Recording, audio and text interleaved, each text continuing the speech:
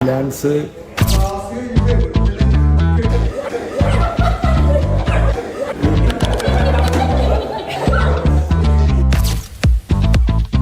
കോഴിക്കോട് നിന്ന് നേരെ നമ്മൾ കൊച്ചിയിലെത്തി. കഴിഞ്ഞ വർഷം ഇലാൻസിന് വേണ്ടിയാണ് നമ്മൾ ആദ്യമായിട്ടൊരു വ്ളോഗ് എടുത്തത്.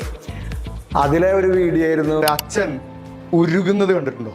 അത് വൺ വൈറലായി. നമ്മുടെ പ്രൊഫൈലിൽ നിന്ന് മാത്രം ഏതാണ്ട് 1 കോടിയിലധികം പേര് കണ്ടതാണ്. ഇവര് കൊല്ലം വീണ്ടും വിളിച്ചു, വീണ്ടും വന്നിട്ട് അവിടെ ക്ലാസ് എടുക്കണം എന്ന് പറഞ്ഞിട്ട്. അങ്ങനെ ഇപ്രാവശ്യം കൊച്ചിയിലുള്ള കുറച്ച് പേർക്ക് വേണ്ടി, സാധാരണ കൊച്ചിയിലെത്തി കഴിഞ്ഞാൽ നമ്മൾ ആ ഫോർട്ട് കൊച്ചി ഭാഗത്തേക്കാണ് പോവുക. അവിടുത്തെ ആ കായലൊക്കെ ഇങ്ങനെ കണ്ട് കിടക്കാലോ. രാവിലെ നമ്മൾ ഇലാൻസിലേക്ക് എത്തി. വൈബ്രന്റ് പിള്ളേർ. മക്കളെ, CA-കാരോട് എനിക്ക് ബഹുമാനമുണ്ട്. അല്ലെങ്കിൽ കൊമേഴ്സ് അല്ലേ നിങ്ങൾ പഠിച്ചത്? സയൻസ് ആണോ? സയൻസുകാരുണ്ടോ? സയൻസുകാരുണ്ട്. കൊമേഴ്സുകാരോട് എനിക്ക് ബഹുമാനമുണ്ട്. ഇലാൻസിനോട് പ്രത്യേകിച്ചൊരു ഇഷ്ടമുണ്ട്. എന്താ, കൊമേഴ്സിനെ സപ്പോർട്ട് ചെയ്തതിൻ്റെ പേരിൽ സയൻസും ഹ്യൂമാനിറ്റീസും പഞ്ഞിക്കിട്ട ആളാണ് ഞാൻ. ഞാൻ പറഞ്ഞു, സയൻസുകാർക്ക് ഭയങ്കര ബുദ്ധിയാണ് എന്നാണ് അവർ വിചാരിക്കുന്നത്. ഹ്യൂമാനിറ്റീസുകാർ പാവങ്ങളാണ്, എന്നാൽ കൊമേഴ്സുകാർ ജിംബ്രൂട്ടന്മാരാണ്, കിടിലനാണ് എന്ന് പറഞ്ഞൊരു വീഡിയോ ഇറക്കി. അത് വൈറലായി. അതിൻ്റെ അടിയിൽ എൻ്റെ പൊന്നോ, സയൻസുകാരെന്ന് പറഞ്ഞാൽ മാന്യന്മാരാന്ന് ഞാൻ അത്രയും വിചാരിച്ചു. ചുരുളി എന്ന് പറഞ്ഞാൽ എമ്മാതിരി ചുരുളി. അതിൽ 3 തരം കമൻറ്റുകളാണ് വന്നത്. കൊമേഴ്സുകാർ സപ്പോർട്ട് ചെയ്ത് പറയും, സാറ് മുത്താണ്. അതിൻ്റെ അടിയിൽ സയൻസ്, സാറ്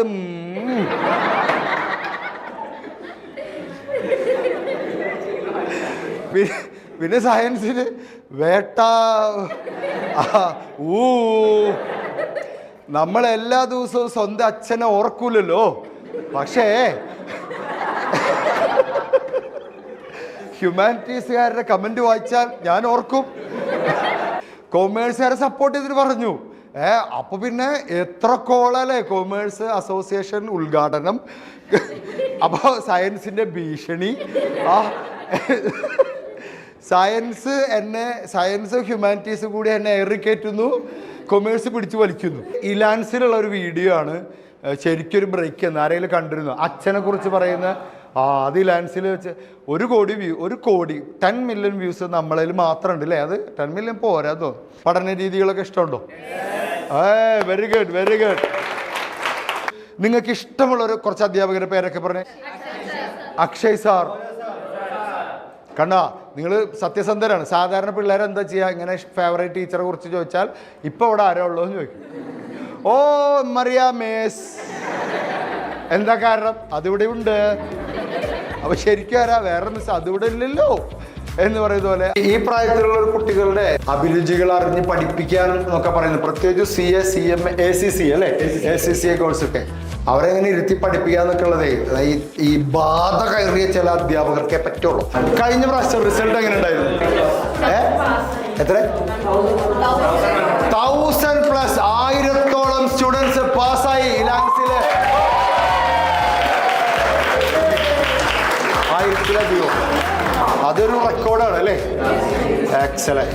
ഇലാൻസിലെ കൊച്ചി ക്യാമ്പസിലെ മിടുക്കന്മാരും മിടുക്കികളുമായിട്ടുള്ള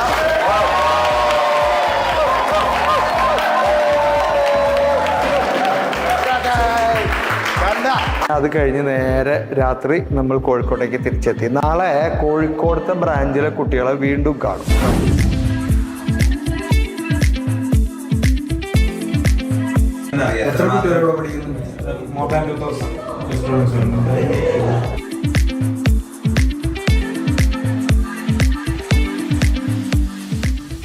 ഡെസിഷൻ അല്ലെങ്കിൽ നമ്മൾ എടുക്കുന്നത് തെറ്റായി കഴിഞ്ഞാൽ പിന്നെ അതാ നമ്മളൊരു ഒപ്പീനിയൻ ചോദിക്കാന്നുള്ള ഇതുണ്ടാവുമല്ലോ, അതും വേണ്ട.